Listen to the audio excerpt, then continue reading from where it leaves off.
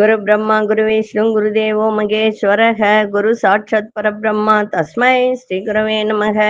கடவுள் அருள் TV YouTube channel நேயர்களுக்கு யோக பிருந்தாவின் வணக்கங்கள். இந்த நாள் இனிய நாளாக வாழ்வில் எல்லோரும் எல்லா வளமும் பெற்று வாழ வேண்டும். ஸ்ரீ விசுவாவசு வருடம் சித்திரை மாதம் 23ஆம் தேதி செவ்வாய்க்கிழமை, தமிழுக்கு ஆங்கிலம் 6/5/2025 ஆண்டு. திருக்கணித பஞ்சாங்கப்படி சூரிய உதயம் 5:56. திதி இன்று பிற்பகல் 1:18 வரை நவமி, பின்பு தசமி. நட்சத்திரம் இன்று இரவு 7:06 வரை மகம், பின்பு பூரம். நாம யோகம் அதிகாலை 4:05 வரை விருத்தி, பின்பு துருவம். கரணம் பிற்பகல் 1:18 வரை கௌளவ கரணம், பின்பு தைத்துல கரணம். அமிர்தாதி யோகம் அதிகாலை 5:55 வரை மரண யோகம், அதன் பின்பு சித்த யோகம் ஆரம்பம் ஆகிறது. நல்ல நேரம் காலை 10:30 11:30 வரை, மாலை 4:30 5:30 வரை.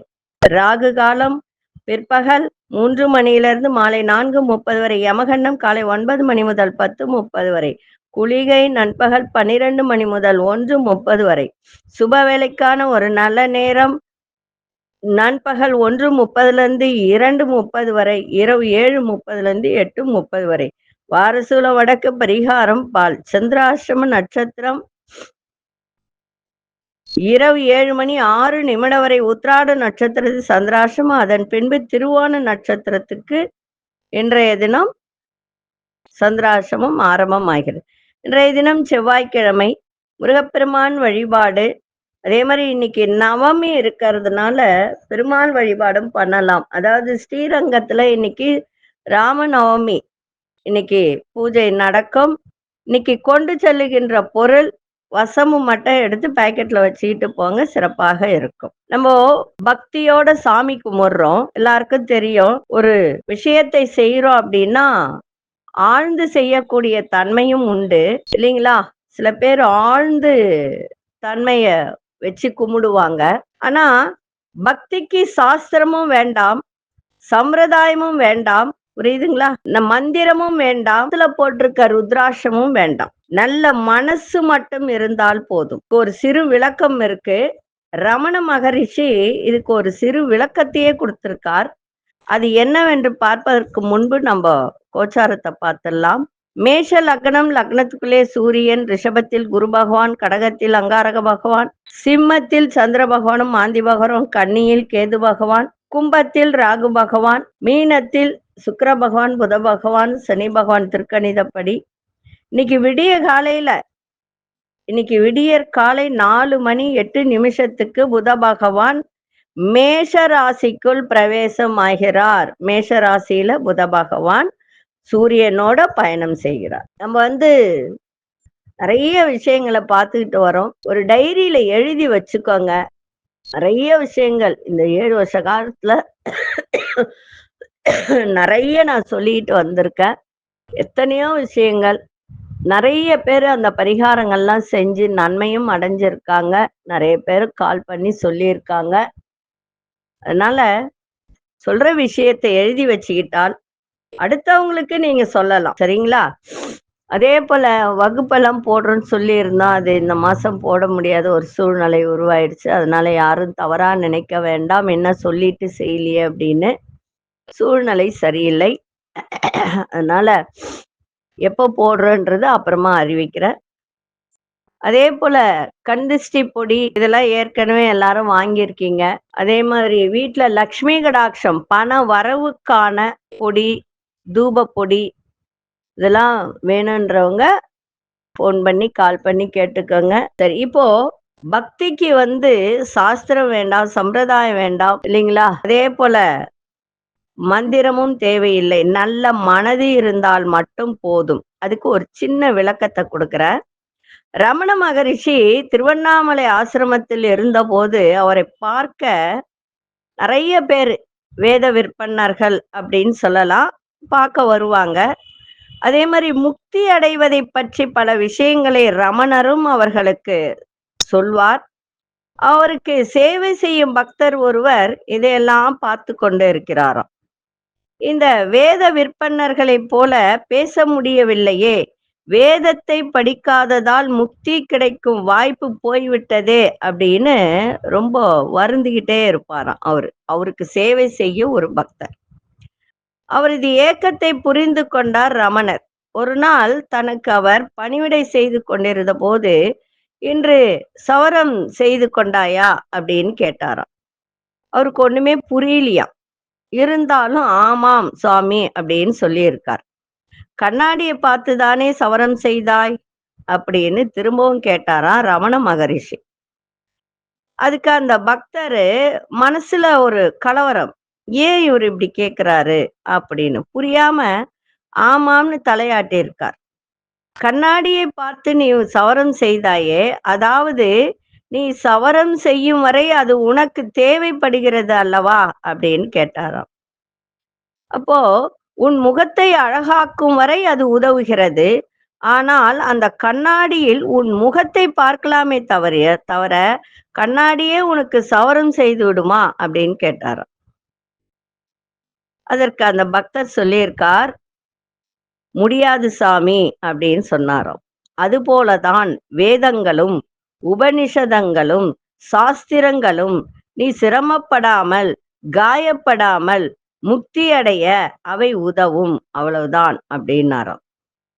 அவற்றால் உனக்கு முக்தியை வாங்கி தர முடியாது. தீவிர பக்தியும் இறை வழிபாடு மட்டுமே உனக்கு முக்தியை தரும். உன்னை இறைவனடியில் சேர்க்கும். அதை மட்டும் நீ செய்தால் போதும் அப்படின்றார். அதனால நமக்கு தெரிந்த அளவில் உண்மையான அன்போடு இறைவனை வழிபடுதலும், இறைவனின் அங்கமான ஒவ்வொரு உயிருக்கும் தொண்டு செய்வதே உண்மையான பக்தி, உண்மையான இறை வழிபாடு. இப்ப புரியுதுங்களா?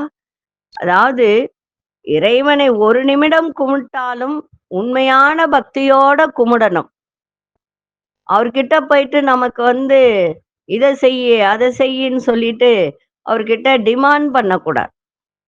ஒரு நிமிடம் அவரை மனதார நினைத்து, நீங்க நிறைய சொல்லியிருக்க, நீங்க பூ வாங்கி தர வேண்டாம், உங்களால் முடிஞ்சா செய்யுங்க, முடியலன்னா விட்டுடுங்க, முடிஞ்சா ஒரு 10 பைசா கற்பூரம் வாங்கி ஏத்திட்டு போங்க, அதுவே உங்களுக்கு நன்மையை செய்யும். ஒரு நிமிடம் கண்ணை மூடி அவரை மனக்கண் முன் நிறுத்தி கும்பிட்டாலே எல்லா விதமான நன்மைகளும் நடக்கும், நல்லதே நடக்கும். அதனால இதுக்கு ஒரு உதாரணம். அதான் சொல்லுவாங்க, மனம் செம்மையானால் மந்திரம் தேவையில்லை அப்படின்ற ஒரு பழமொழி இருக்கு. மனம் செம்மையானால்னா என்ன அர்த்தம்? மனசு சுத்தமாக இருந்து ஒருவருக்கு உதவிகரம் செய்யும் போது அந்த உதவிகரத்தை மற்றவர்களிடம் சொல்லக்கூடாது. நான் இவங்களுக்கு இவ்வளவு செஞ்சேன், அவ்வளவு செஞ்சேன், அப்படி பண்ணேன், எப்படி பண்ணேன் அப்படின்னு சொல்லக்கூடாது.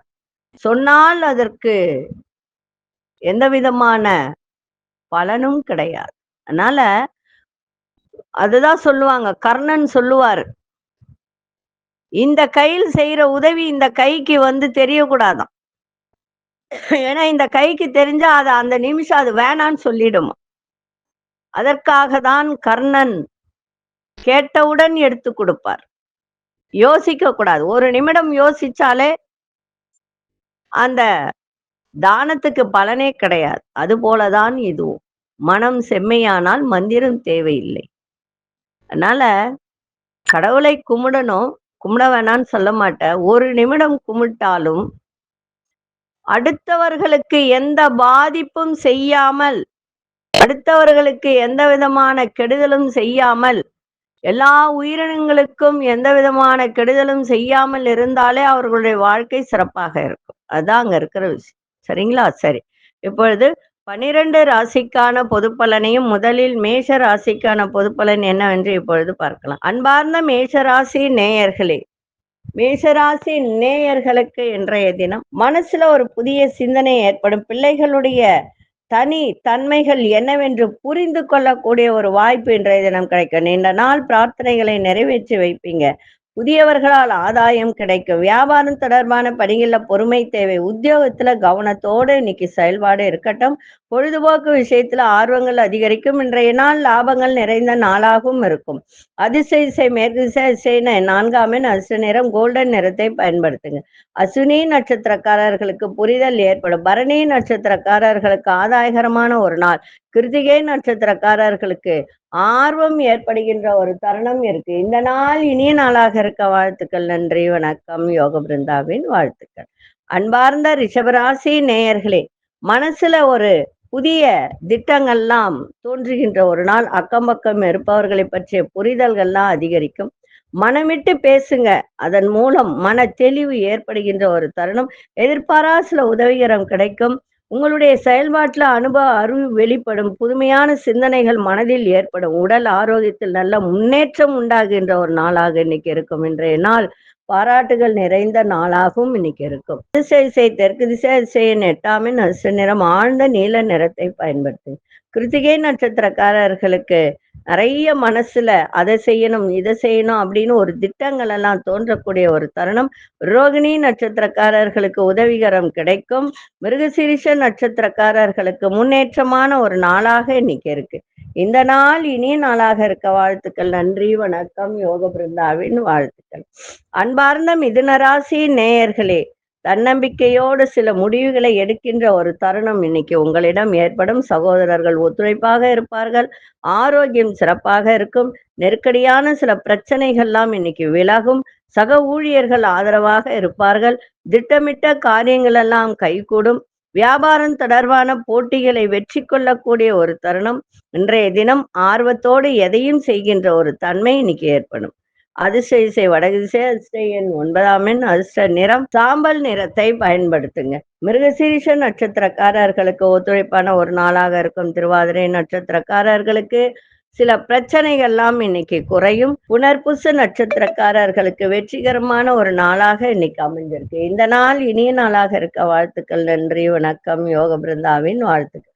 அன்பார்ந்த கடகராசி நேயர்களே, கடகராசி நேயர்களுக்கு இன்றைய தினம் குடும்பத்தில் நல்ல ஒரு ஒத்துழைப்பு கிடைக்கும். குடுக்கல் வாங்கல்ல ஆதாயம் இன்னைக்கு இருக்கும். புதிய நபர்களின் அறிமுகத்தால் நல்ல ஒரு பலன் ஏற்படுகின்ற ஒரு நாள். வியாபாரம் தொடர்பான விஷயங்களை புரிந்து கொள்ளக்கூடிய ஒரு தன்மை. உத்தியோகத்தில் தடைப்பட்ட வேலைகளாம் இன்னைக்கு முடிக்கக்கூடிய ஒரு வாய்ப்பு. தேவையற்ற பேச்சுகளை தவிர்த்து விடுங்கள். ஆடை ஆபரண சேர்க்கை மீது கொஞ்சம் ஆர்வங்கள் அதிகரிக்கும். அது தேவையில்லை என்றதை நினைத்து அதன் மீது செலவை செய்யுங்க.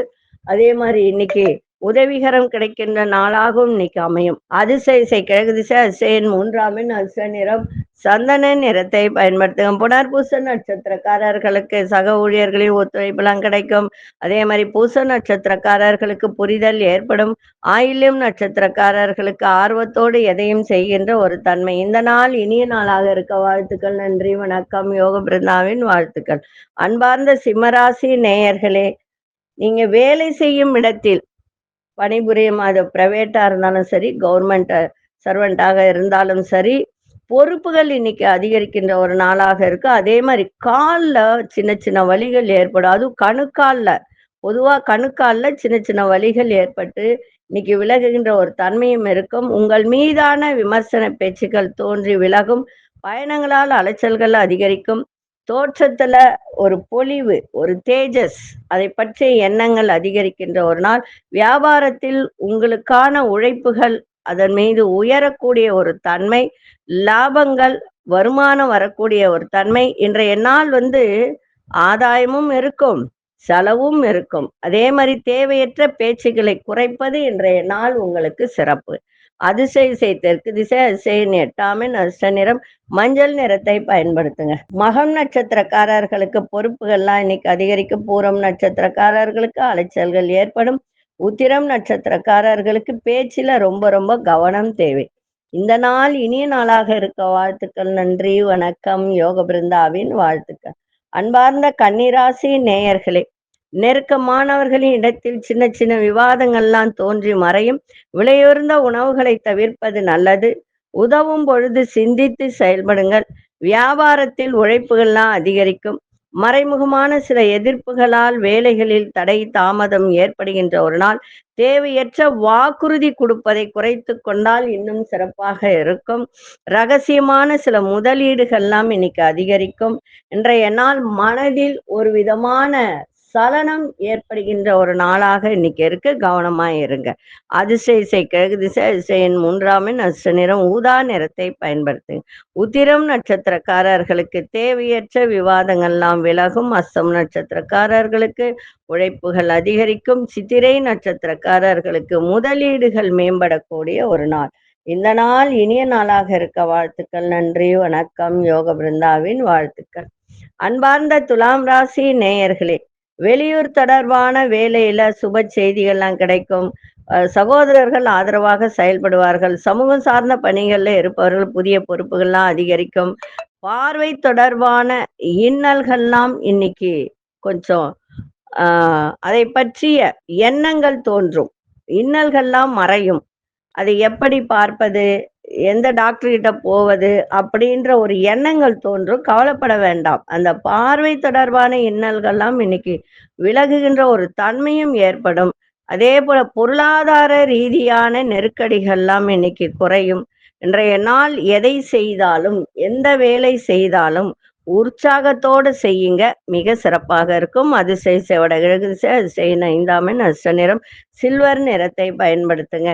சித்திரை நட்சத்திரக்காரர்களுக்கு எல்லோரும் இன்னைக்கு ஆதரவாக இருப்பார்கள். உங்களுக்கு சுவாதி நட்சத்திரக்காரர்களுக்கு இன்னல்கள்லாம் மறையும். விசாகம் நட்சத்திரக்காரர்களுக்கு நெருக்கடிகள்லாம் குறைகின்ற ஒரு நாளாக இருக்கு. இந்த நாள் இனிய நாளாக இருக்க வாழ்த்துக்கள். நன்றி, வணக்கம். யோக பிருந்தாவின் வாழ்த்துக்கள். அன்பார்ந்த விருச்சிக ராசி நேயர்களே, சமூகம் தொடர்பான காரியத்துல ஈடுபாடெல்லாம் அதிகரிக்க, அலுவலகத்துல பொறுப்புகள்லாம் மேம்படும். அதாவது வீடு, வண்டி, வாகனம் இதெல்லாம் இன்னைக்கு பழுது பார்க்கக்கூடிய ஒரு தருணம் ஏற்படும். வியாபாரத்தில் நல்ல லாபங்கள் மேம்படக்கூடிய ஒரு நாள். உங்களுடைய செயல்பாட்டில் இருந்து வந்த மந்தத்தன்மையெல்லாம் குறையும். சமூக சார்ந்த நிகழ்வுகளால் மனதளவில் மாற்றங்கள் ஏற்படுகின்ற நாள். பிள்ளைகள் பொறுப்பறிந்து செயல்படுவார்கள். இன்றைய தினம் உறவினர்கள்லாம் ஒத்துழைப்பாக இருப்பாங்க. இன்றைய நாள் புகழ் நிறைந்த நாளாகவும் இன்னைக்கு அமையும்.